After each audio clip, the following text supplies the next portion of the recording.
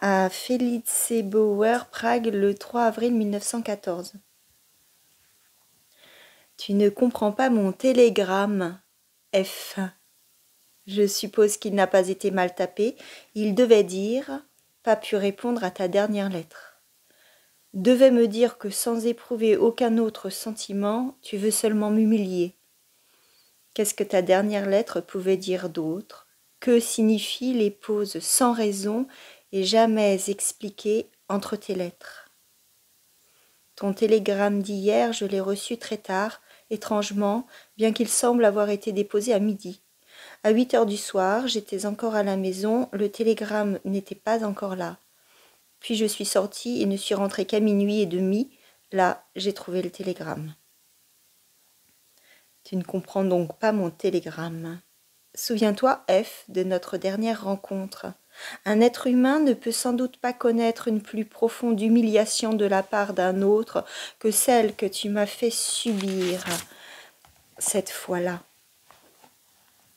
On ne peut toutefois pas non plus provoquer plus que je ne l'ai fait alors une profonde humiliation. Ce qu'il y avait d'humiliant n'était pas dans ton refus. Ce refus est de plein droit, cela s'entend.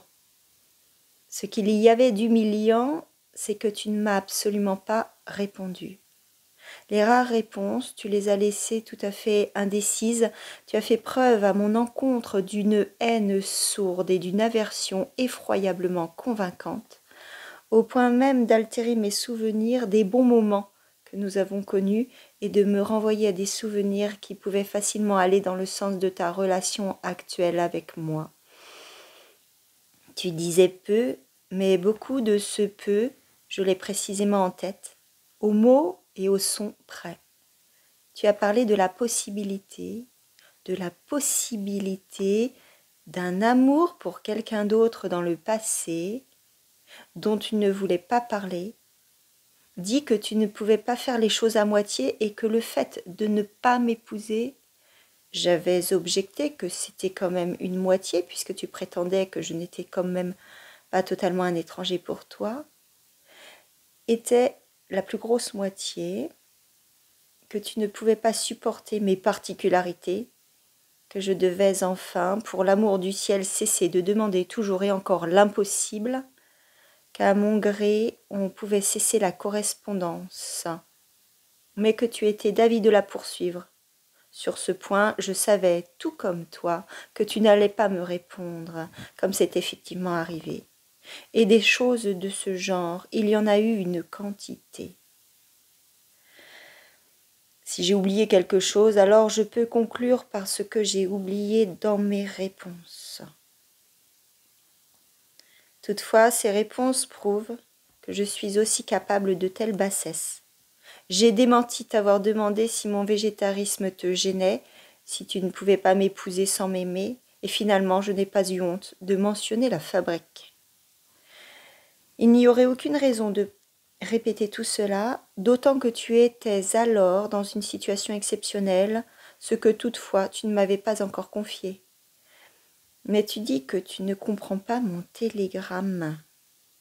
Ma première lettre, depuis Berlin, rétractait la majeure partie de ce que j'avais dit, pour autant qu'on puisse absolument rétracter ses propres paroles et qu'on y soit autorisé.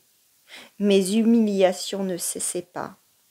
Si au Tiergarten tu t'étais tu oralement, aujourd'hui tu te tais par écrit. Tu ne réponds même pas tout de suite à ma mère. Mais l'explication est arrivée. Tu avais été si peiné. Le pire était cependant du passé, et malgré tout, tu t'es tu pendant des semaines. Tu as laissé 5 lettres sans réponse. N'est-ce pas du mépris? Tu n'expliques même pas d'un mot ce silence, bien que tu saches combien j'en souffre. N'est-ce pas encore bien plus grave qu'au Tiergarten? Un jour, tu m'écris « Si mon amour te suffit, c'est très bien. » Une chose pareille, même au Tiergarten, tu ne me l'avais pas dite. Un jour, tu m'écris « Ce que j'ai dit à Berlin était totalement vrai, vrai en soi, quand bien même ce ne serait pas tout. » Mais ce tout, je n'ai jamais appris ce que c'était.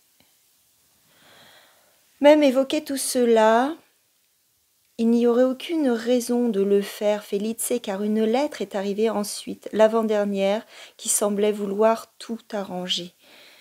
Tout semblait aller bien. Enfin, le début de temps meilleur semblait revenu. J'ai répondu, tout heureux, je t'ai prié en insistant, comme jamais peut-être, de ne pas me faire attendre ta réponse. J'ai écrit comment, avec des douleurs cardiaques, j'arrive à surmonter les heures de distribution du courrier. Je t'ai prié, s'il n'y avait pas moyen de faire autrement, de m'envoyer juste quelques lignes pour le jour suivant, et j'ai attendu 4 jours. Et qu'est-il arrivé ensuite? Ensuite est arrivée ta dernière lettre, quelques lignes écrites au restaurant après le repas. L'absence de réponse n'est pas expliquée, le voyage à Dresde sans expliquer que par le passé tu étais disposé à faire un tel voyage, tout simplement refusé.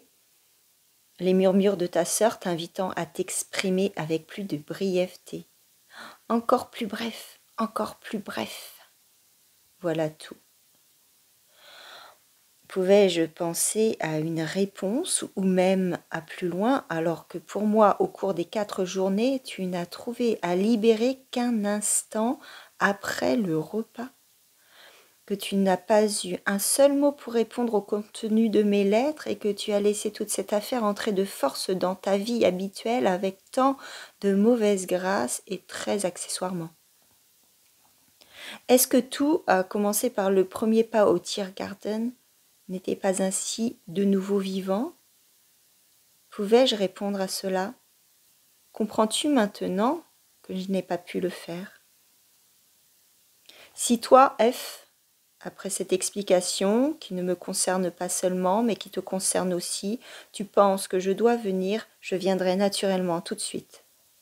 Je viendrai demain samedi à 10h30 du soir et je devrais rentrer à 4h30 de l'après-midi parce que j'ai lundi comme en général actuellement du travail difficile et désagréable. Si tu veux que je vienne et si tu veux bien venir me chercher à la gare, bien sûr que je te raccompagnerai à la maison, tu pourrais y être dès 11h30. Alors télégraphie-moi tout de suite pour que j'aie le télégramme avant midi et je courrai immédiatement à la gare. Franz.